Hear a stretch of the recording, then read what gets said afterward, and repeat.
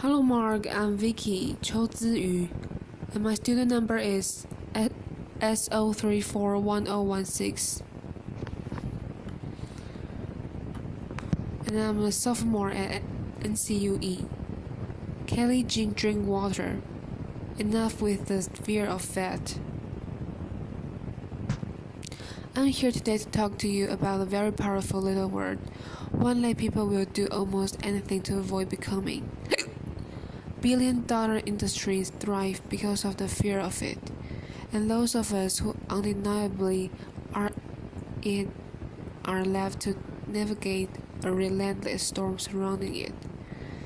I'm not sure if any of you have noticed, but I'm fat. Not lowercase, muttered behind my back kind, or the seemingly harmless, chubby or cuddly. I'm not even the more sophisticated, voluptuous, or curvaceous kind.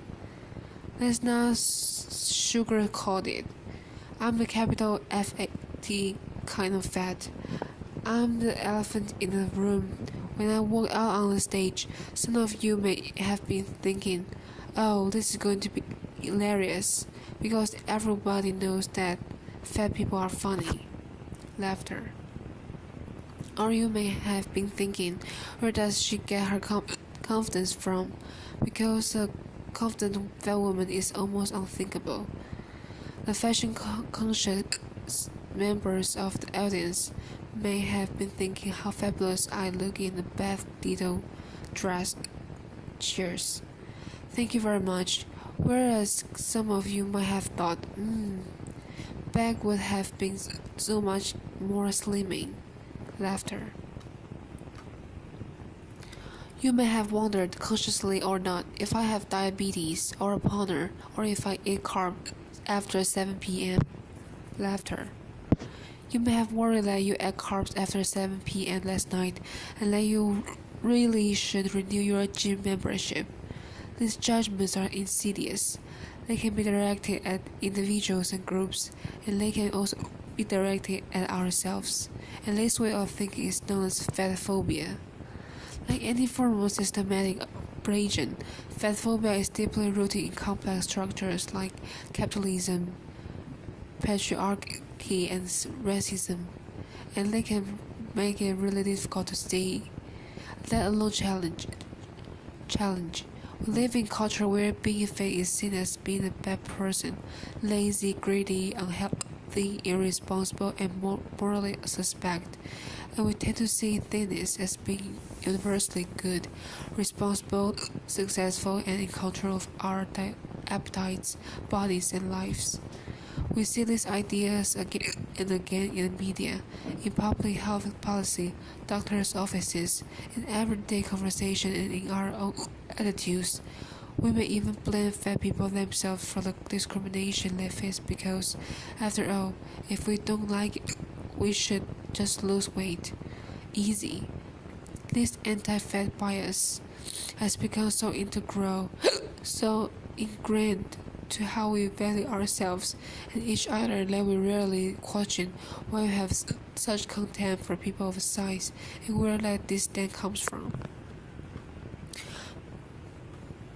But we must question it because the enormous value we place on how we look affects every one of us. And do we really want to live in a society where people are denied their basic humanity if they don't subscribe to some arbitrary form of acceptable? So when I was 6 years old, my sister used to teach ballet to a bunch of little girls in our garage. I was about a foot taller and a foot wider than most of the group. When it came to doing our first performance, I was so excited about wearing a pretty pink tutu. I was going to sparkle, as the other girls slipped easily into their lycra and tulle creations.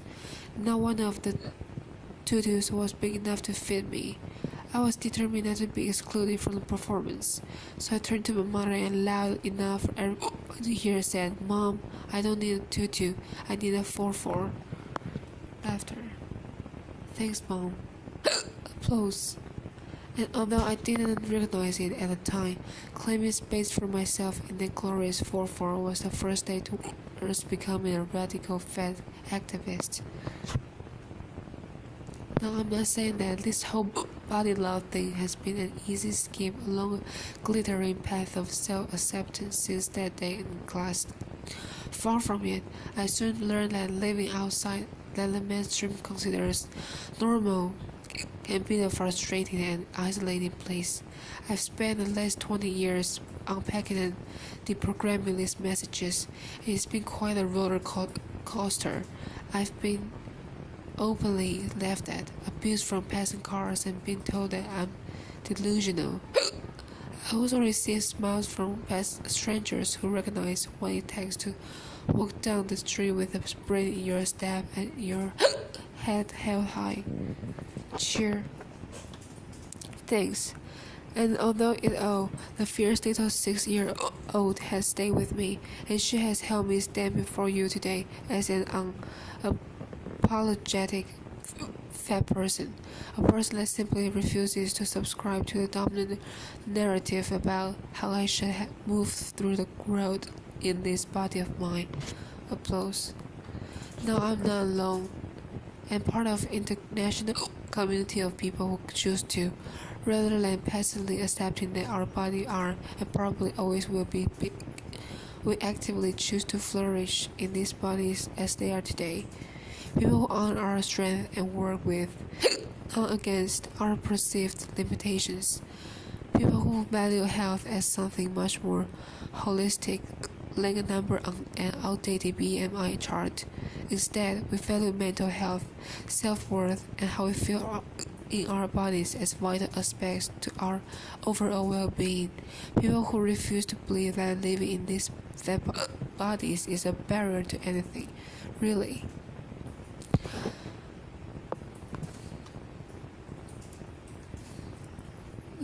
There are doctors, academics, and bloggers who have written countless volumes on the many facets of this complex subject.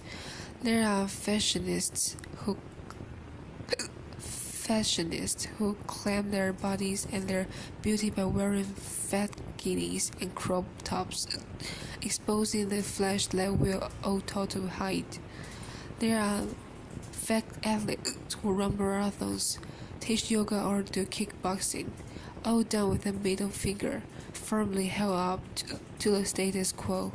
And these people have told me that radical body politics is the antidote to our body shaming culture. But to be clear, I'm not saying that people shouldn't change their bodies if that's what they want to do. Reclaiming yourself can be one of the most gorgeous acts of self-love and can look like a million different things, from hairstyles to tattoos to body contouring or hormones to surgery, and yes, even weight loss. It's simple. It's your body, and you decide what's best to do with it. My way of engaging in activism is by doing all the things that we fetishists aren't supposed to do, and there's a lot of them. Inviting other people to join me, and then making art about it. The common thread through most of this work has been reclaiming spaces that are often prohibitive to bigger bodies, from the catwalk to club shows, from public swimming pools to prominent dancing stages, and reclaiming spaces and maze is not only a part of artistic statement, but a radical community building approach. This was so true of Aquaporco. Laughter.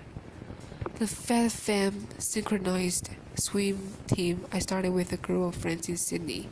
The impact of seeing a bunch of defiant fat women in flowery swimming capes and bathers throwing their legs in the air without a care should not be underestimated. Laughter. Throughout my career, I have learned that fat bodies are inherently political, and unapologetic fat bodies can blow people's minds. When director Kat Champion of acclaimed dance theater company Force Major asked me to be the artistic associate on the work featuring all fat dancers, I literally jumped at the opportunity, and I mean literally, nothing to lose. It's a work made in collaboration with performers of science who drew from their lived experiences to create a work as varied and authentic as we all are, and it was as far from ballet as you could imagine. The very idea of a fat dance work by such a prestigious company was, to put it mildly, controversial because nothing like it had ever been done on mainstream dance stages before anything in the world. People were skeptical. What do you mean, fat dancers? Like size 10, size 12 fat? Where did they do their dance training? Are they going to have the stamina for a full-length production? But despite the skepticism, Nothing to Lose became the sell-out hit of Sydney Festival. We received rave reviews, toured, won awards, and were written about in over 27 languages. These incredible images of our cast were seen worldwide. I've lost count of how many times people all sizes have told me that the show has changed their lives, how it helped them shift their relationship to their own and other people's body, and how they made them confront their bias.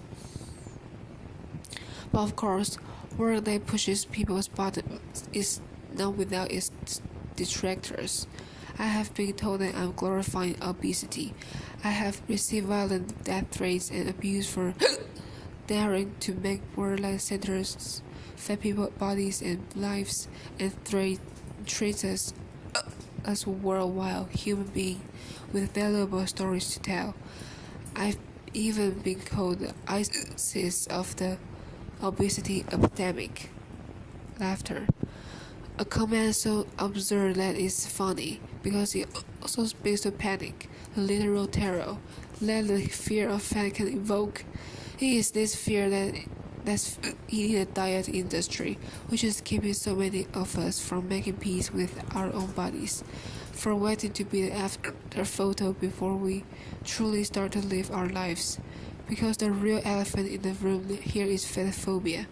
Fat activism refuses to indulge this fear by advocating our self-determination and respect for all of us. We can shift society's reluctance to embrace diversity and start to celebrate my myriad ways there are to have a body. Thank you. Applause.